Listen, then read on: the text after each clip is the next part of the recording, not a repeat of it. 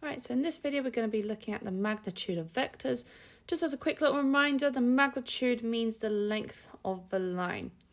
And whenever we're given vector a to b, or u, the magnitude is denoted by that vector with the line on either side. So whenever you see that line on either side, that is saying vector a to b, or magnitude of vector a to b, or magnitude of u.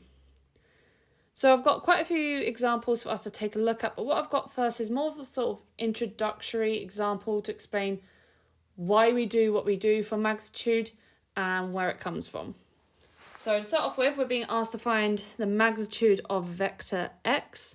So I need to actually first find out what vector x is. So I'm going to count along. So 1, 2, 3, 4, 5, 6. So it goes along by 6 and then up 1, 2, 3, 4, 5, 6, 7, 8. So I know that my vector x is 6, 8. But I'm wanting to find the magnitude, i.e. the length of this line.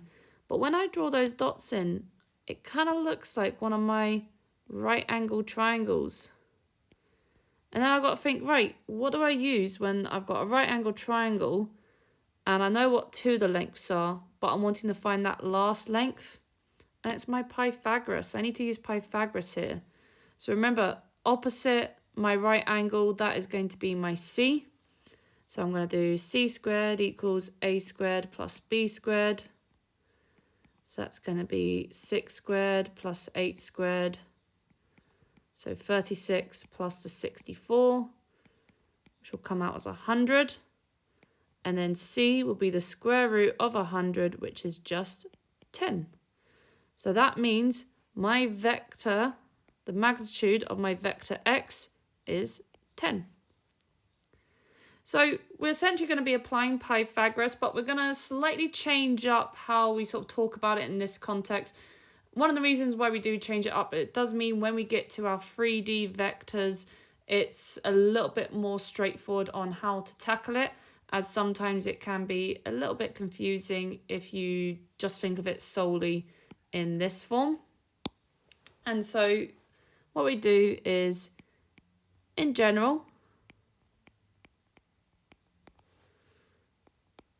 if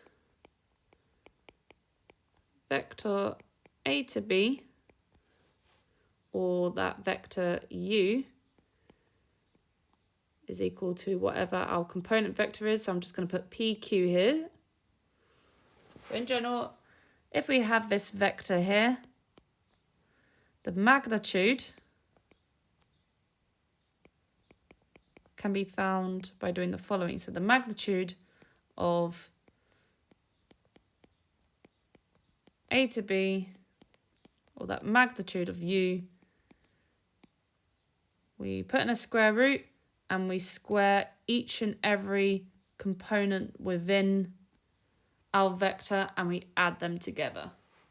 So that's our in general and what we're going to do every single time. So let's take a look at using it. So for this first one here, I've got find the magnitude of h when h, our vector, is 10 and minus 6.